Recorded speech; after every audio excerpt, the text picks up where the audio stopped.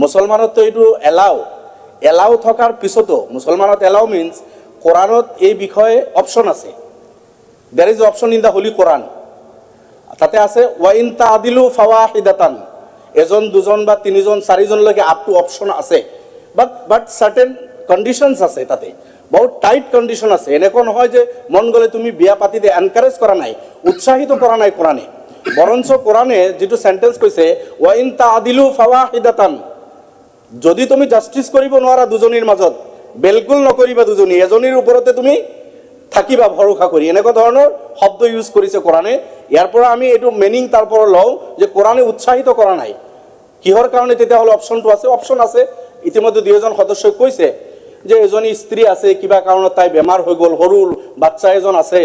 এতিয়া তাই নিজেই ক'ব, হাজবেণ্ডক অনুৰোধ কৰিব, মোৰ সৰু এই 5 বছৰীয়া বাচ্চা, মই বিচনাৰ পৰা উঠিব পৰা নাই, তুমি দ্বিতীয় বিবাহ কৰা, ঘৰখন চলক, সংসাৰ চলক। তেনেকুৱা এটা অৱস্থা কিছুমানৰ আহে। ঠিক তেনেকুৱা বেমাৰত, একেবাৰে সাংঘাতিক বেমাৰত আছে ইয়াং 30 বছৰীয়া ইয়াং যুৱক এজন, হিউমেন নেচাৰ, বিভিন্ন ডিমাণ্ড। তেতিয়া মহিলাজনী বা আমাৰ ইছলামে যিটো কৈছে যে তুমি বেয়া ৰাস্তাত যাব নালাগে, বেয়া কামত তুমি ইনডালজ নহবা, তুমি লিগেলি যি পদ্ধতি আছে সেই পন্থাত এজনী মহিলাৰ লগত বিয়া কৰি তাইক ৰাণী হিচাপে ঘৰত আনি, বান্ধি হিচাপে নহয়, জাষ্ট ৰিলেশ্যনশ্বিপৰ কাৰণে নহয়, তুমি যদি ৰজা সেইজনক ৰাণী হিচাপে ট্ৰিট কৰি দ্বিতীয় বিবাহ তুমি কৰা, ঘৰখন চলিব। সেইজন বেয়া কামত নাযায়, প্ৰষ্টিটিউট খানাত নাযায় সেই ব্যক্তিজন, যুৱকজন। এইটো কণ্ডিশ্যন। কিছুমান ষ্টেটত, মাননীয় উপাধ্যক্ষ মহোদয়, কিছুমান কাণ্ট্ৰিত যুদ্ধ চলি আছে, পুৰুষ একফালৰ পৰা, আজি ইউক্ৰেইনৰ অৱস্থা চাওক, আজি পেলেষ্টাইনৰ গাজাৰ অৱস্থা চাওক, আৰু বিভিন্ন কাণ্ট্ৰি তেনেকুৱা হৈছে। পুৰুষ ইয়াংবিলাকক একেবাৰে মাৰি কাটি শেষ কৰিছে, মহিলাৰ সংখ্যা ক'ৰবাত ৰৈ গৈছে।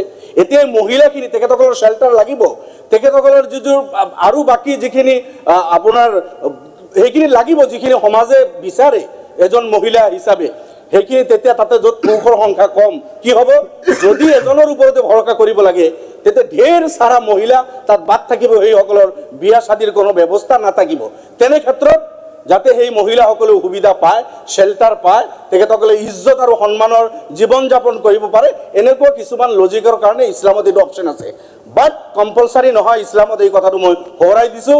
যাৰ কাৰণে আজিও ভাৰতবৰ্ষত এজ এ হোল যদি গোটেই আপুনি চাই 1.9% দেখাইছে, 8-9%।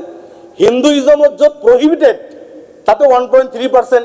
কিন্তু আমাৰ মিজোৰামত আপুনি যাওক, মেঘালয়ত 6.1, মুছলমান নাই তাতে পপুলেশ্যন, মিজোৰামত 4.1 এজ এ হোল, অৰুণাচলত 3.7, এইবিলাকতো মুছলমান পপুলেশ্যন নাই। ট্ৰাইবেল ভাইসকল বা নন মুছলিম এই প্ৰেক্টিছ তাতে কৰি আছে, যিটো মুছলমানতকৈ সংখ্যা বেছি, তাতে পলিগেমি হৈ আছে। গতিকে বিল এটা মুখ্যমন্ত্ৰী হয়তো কিবা উদ্দেশ্য বুলি ভাবিছে, তেখেতে এইখিনি ব্যাখ্যা কৰিব।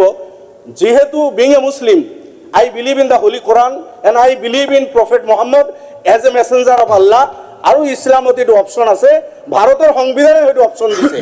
ভাৰতৰ সংবিধান মতে আপোনাৰ মুছলিম পাৰ্চনেল ল শৰিয়া এপ্লিকেশ্যন এক্ট 1937 হিচাপে এইটো এলাউড ইন ইণ্ডিয়াত, এইটো এলাউড। গতিকে যিটো এলাউড আছে, ভাৰতবৰ্ষৰ বেলেগ ষ্টেটত কৰি আছে, যাৰ কাৰণে প্ৰহিবিটেড তেখেতসকলেও প্ৰেক্টিছ কৰিছে।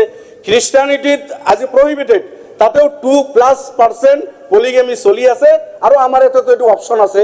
গতিকে আমি উৎসাহিত কৰাৰ কাৰণে নহয়, অপশ্যনটো থাকিব লাগে।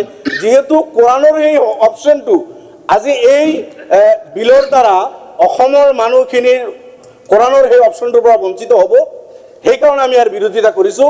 আদাৰৱাইজ কণ্ট্ৰল কৰাৰ কাৰণে বা এই কামটোতো কোনো শেষ কৰিম, মাননীয় উপাধ্যক্ষ মহোদয়, এইটোতো কোনেও পচন্দ নকৰে। দুজনী বিয়া পাতি আনি এজনীৰ লগত ভালদৰে প্যাৰ মহব্বত, আনজনীৰ খা খবৰ নল'ব, সাধাৰণতে আমাৰ সমাজত তেনেকুৱা দেখা যায়। এইটো অত্যন্ত জঘন্য কথা, তেনেকুৱা নহয়। কোৰাণে কৈছে যদি তুমি জাষ্টিছ কৰিব পাৰা, তেতিয়া সমদৃষ্টিত সমানভাৱে প্যাৰ মহব্বত তুমি দিব লাগিব, তেতিয়াহে এলাউড। আদাৰৱাইজ এইটো আমাৰ তাতেও এলাউ নাই। গতিকে এইটো এনেকুৱা টাৰ্গেট কৰিব নালাগে যে মুছলমানে একেবাৰে এগালকৈ বিয়া পাতে প্ৰত্যেক ঘৰে ঘৰে, তেনেকুৱা নেকি?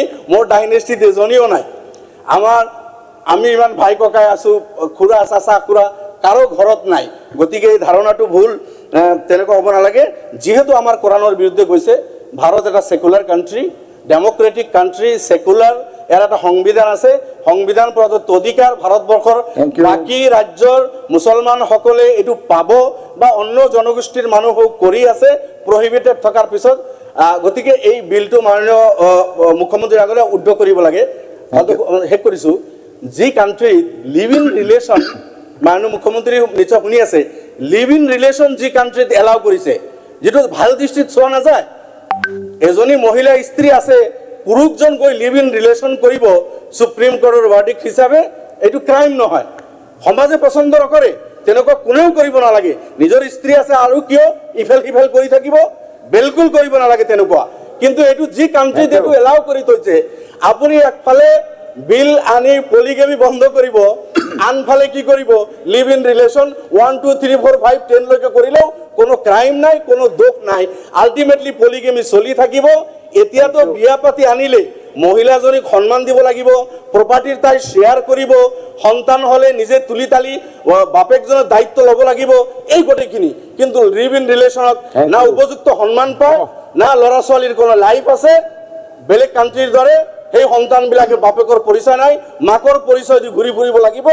গতিকে এইবিলাক বহুত ইয়াৰ ডিমেৰিটছ আছে এই বিলৰ মুখ্যমন্ত্ৰী ডাঙৰীয়া নিজে লয়াৰ মই লয়াৰ নহওঁ মই তেখেতক অনুৰোধ কৰিম এই বিলটোৰ য'ত দেখি লিভ ইন ৰিলেশ্যন এলাউ সেই দেশত পলিগেমি বেন কৰাৰ কোনো যুক্তিযুক্ততা নাই সেইকাৰণে এটা ধৰ্মৰ ওপৰতো আঘাত হয় সংবিধান প্ৰদত্ত অধিকাৰো খৰ্ব হৈ আছে আৰ্টিকেল 24 25 আৰ্টিকেল এইবিলাকক খৰ্ব হৈ আছে সেই গতিকে ফ্ৰীডম অফ ৰিলিজনৰ ওপৰত হাত দিয়া হৈ আছে এই বিলটো উদ্ৰ কৰিব লাগে বুলি মই মাননীয় উপাধ্যক্ষ আপোনাৰ জৰিয়তে মুখ্যমন্ত্ৰীক অনুৰোধ কৰিছোঁ